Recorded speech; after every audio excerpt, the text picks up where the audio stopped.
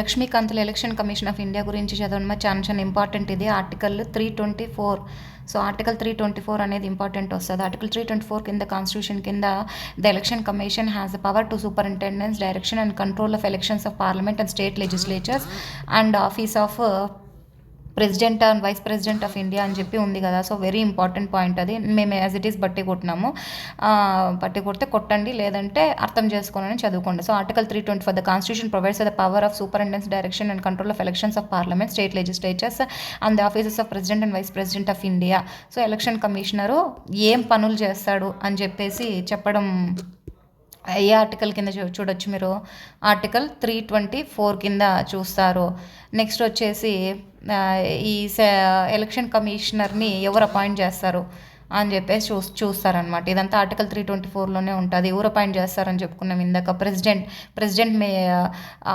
Will appoint and the election commission shall consist of chief election commissioner and such other members as the president may time to time fix అని చెప్పినాడు. ఒక్కొక్క టైంకి president ఎట్లా fix చేస్తే అట్లానే. కానీ ఇక్కడ ఇచ్చిన చూడండి 1950 అనేది. ఎప్పుడు 1950 అనేది మనకి కాన్స్టిట్యూషన్ ఫోర్స్లోకి వచ్చిన రోజు కదా 1950. January 24th అని చెప్పి January 26th. ఓకే, ఇది ఫోర్స్లోకి వచ్చింది 1950. సో 1950 నుంచి మనకి ఎలక్షన్ కమిషన్ ఆఫ్ ఇండియా కూడా ఉంటుంది. కానీ అది సింగిల్ మెంబర్డ్ బాడీగా ఉంటుంది అనమాట. అంటే ఒక్కరు మాత్రమే ఉంటారు ఎలక్షన్ కమిషనర్గా. ఎప్పటి వరకు ఉంటుంది? 15th October 1989 వరకు ఒకరే ఉంటారు.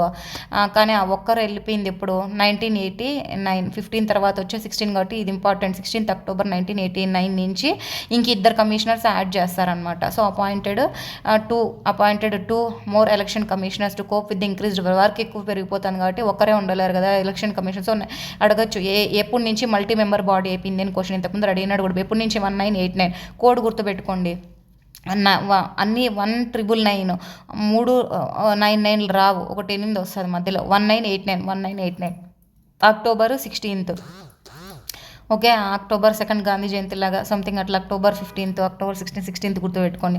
ఓకే, 1950 సింగిల్ మెంబర్డ్ కొని అది కూడా బిట్టే. సో ఫస్ట్లో సింగిల్ మెంబరా, ఈ విధంగానే మల్టీ మెంబరా అంటారు. Election commission of India multi member body. ఇప్పుడు ఎంతమంది ఉన్నారు ఎలక్షన్ కమిషన్ ఆఫ్ ఇండియాలో? ECI election commission of India consist of 3 members. దాంట్లో 3 ఎవరు? చీఫ్ ఎలక్షన్ కమిషనర్ అంటే కేంద్ర ఎన్నికల సంఘంలో కేంద్ర ఎన్నికల అధికారి సిఈసి ఒకడు ఉంటాడు. మళ్ళీ 2 ఎలక్షన్ కమిషనర్స్ ఉంటారనమాట. సో మొత్తంగా ఇప్పుడు ఎలక్షన్ కమిషన్ ఆఫ్ ఇండియాలో ఎంతమంది ఉన్నారు? 3 members ఉన్నారు. ఇది ఎప్పటి నుంచి? 1989 నుంచి. 1989 16th October నుంచి అనమాట. ఈ చట్టం వచ్చి 1988లో చేసింటారు. సో ఎప్పుడు చేసింటారు? 1988లోనే. కానీ అది ఇంప్లిమెంటేషన్లోకి వచ్చింది మాత్రం 89 నుంచి. So 1988 by constitutional amendment, 61st constitutional amendment, రాజ్యాంగానికి సవరించి 61వ రాజ్యాంగ సవరణ ద్వారా. 61st అంటే ఎట్లా గుర్తుపెట్టుకోవచ్చు? 61 అంటే సీనియర్ సిటిజన్ అని గుర్తుపెట్టుకోండి. సంథింగ్ అట్లా. ఎలక్షన్స్ అంతా ముసలోళ్ళు ఉంటారు, సీనియర్ సిటిజన్స్, సంథింగ్ అట్లా గుర్తుపెట్టుకోండి. 61st కాన్స్టిట్యూషన్ అమెండ్మెంట్ యాక్ట్ 1988 ద్వారా 1989 October 16 నుంచి మల్టీ మెంబర్ బాడీ అయింది. అంతకుముందు 50లో 60 సింగిల్ మెంబర్ బాడీ ఉన్నింది. సో ఈడేముంది ఓటింగ్ ఏజ్ కూడా. సో ఆ 61st కాన్స్టిట్యూషన్ అమెండ్మెంట్ ద్వారానే ఈ ఓటింగ్ ఏజ్ ఇంతకుముందర ఎంత ఉన్నిందంటే 21 years ఉన్నింది. ఇదంతా రాజీవ్ గాంధీ పీరియడ్లో చేసినారనమాట. రాజీవ్ గాంధీ ప్రైమ్ మినిస్టర్గా ఉన్నప్పుడు ఆయన హయాంలో ఓటర్ ఏజ్ను కూడా వెరీ ఇంపార్టెంట్ పాయింట్ సివిల్స్లో అడిగినాడు అనమాట.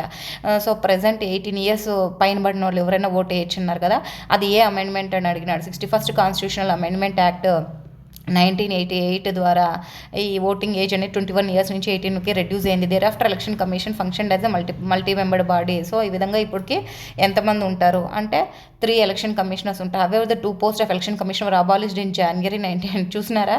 89లో పెట్టినప్పటికి ఇది వెరీ ఇంపార్టెంట్. సో 89 October పెట్టినప్పటికి 90లో ఆ 2 పోస్టులు కూడా డిలీట్ చేసినారు. మళ్ళీ October 1993 చూసినారు. 1993లో మళ్ళీ October 1993లో మళ్ళీ అదే మెంబర్స్ని అపాయింట్ చేసినారు. ఎందుకని? గవర్నమెంట్ మారింటుంది. 1990కి వచ్చేసరికి వేరే గవర్నమెంట్ వస్తుంది.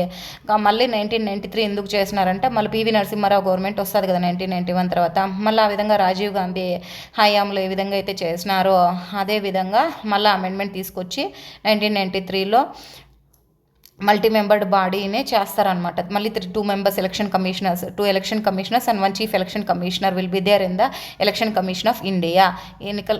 కేంద్ర ఎన్నికల సంఘంలో ముగ్గురు ఉంటారు. ఒకరు చీఫ్ ఎలక్షన్ కమిషనర్ మరియు 2 ఎలక్షన్ కమిషనర్స్. మన న్యూస్లో కూడా వచ్చింది కదా, ఎలక్షన్ కమిషనర్స్ 2 రాజీనామా చేసి ఇప్పుడు కొత్తగా వాళ్ళని అపాయింట్ చేయలేదా. ఒకడు వచ్చేసి సందు, అట్లే గుర్తుపెట్టుకున్న కోడ్ వర్డ్ వచ్చేసి మీరు చూడండి, ఒకడు వచ్చేసి సందు, ఇంకొకడు వచ్చేసి జ్ఞానము. వీళ్ళన్నిటికంటే పెద్ద ఇప్పుడుండే chief election commissioner Rajiv Kumar, రాజు కాబట్టి రాజీవ్ కుమార్ అని గుర్తుపెట్టేది బిట్ అడగొచ్చు. సో ఈ ఆర్టికల్ 324 కింద ఈయన అపాయింట్ చేసేది ఎవరు ప్రెసిడెంట్, ఈయన ఎన్నేళ్ళ వరకు ఉంటారు అనేది కూడా ఇంపార్టెంట్. ఎన్నేళ్ళు ఉంటుంది, టర్మ్ వచ్చేసి ఎంత ఉంటుంది ఇక్కడ చూడండి మీరు, టర్మ్ వచ్చేసి 6 years ఉంటుంది, అది 65 years ఆఫ్ ఏజ్. సో 65 ఏళ్ళు లోపటైనా లేదా 65 ఏళ్ళు లోపలైనా వీళ్ళని చూపిస్తాను ఒకసారి, చూపండి. 65 years కానీ లేదంటే 66 years కానీ, 6 ఏళ్ళు లేదంటే 65 ఏళ్ళు వచ్చే వరకు ఉండొచ్చు. ఇక్కడ చూసినారా, సుఖ్బీర్ సంధు అని గుర్తుపెట్టుకున్న ఆయనైతే ఈయన సింగ్ కాబట్టి ఇంకెట్లా బీర్ సింగ్ అని గుర్తుపెట్టుకోవచ్చు. జ్ఞానం ఉండేట ఆయన. సో సుఖ్బీర్ సంధు, మళ్ళీ వీళ్ళు వచ్చేసి జ్ఞానేష్ కుమారు. నెక్స్ట్ చూద్దాము ఎన్నేళ్ళు ఉంటారు. ఇది బిట్ ఇంతకు ముందర సివిల్స్ బిట్ ఏమని, ఎంత టర్మ్ ఆఫ్ ఎలక్షన్ కమిషన్ అంటే ఎన్నేళ్ళు ఉంటారు. 6 years or till attain the age of 65 years అంటే వాళ్ళు 6 ఏళ్ళు పదవీ కాలంలో ఉంటారు, లేదంటే 65 years వరకన్నా, వాళ్ళ ఏజ్ 65 years వచ్చే వరకన్నా ఉంటారు. విచ్ ఎవర్ ఈజ్ అర్లియర్ అంటే ఇప్పుడు ఒక 51 వయసు ఉండే వ్యక్తి, 51 ఏళ్ళు ఉండే వ్యక్తి చీఫ్ ఎలక్షన్ కమిషనర్ గాను ఉంటాడు అనుకుందాం. ఉంటే కనుక ఆయన ఎన్నేళ్ళు కొనసాగే అవకాశం ఉంది, 6 ఏళ్ళు సంపూర్ణంగా ఉండే అవకాశం ఉంది. అతను 6 years అంతా కంప్లీట్ అయ్యే వరకు ఉండొచ్చు. అట్లా కాదు అనుకుంటే ఇప్పుడు ఒక 59 years ఉండే వ్యక్తి అపాయింట్ అయినాడు అనుకుందాం చీఫ్ ఎలక్షన్ కమిషనర్గా. ఆయన ఇంకెన్నేళ్ళు కంటిన్యూ 59, 60, 61 ఇంకా 2 years మాత్రమే ఉంటారు. సో ఆ విధంగా అర్థమైందా. 6 years or 65 years whichever is earlier, 6 ఏళ్ళు లేదా 65 years whichever is earlier.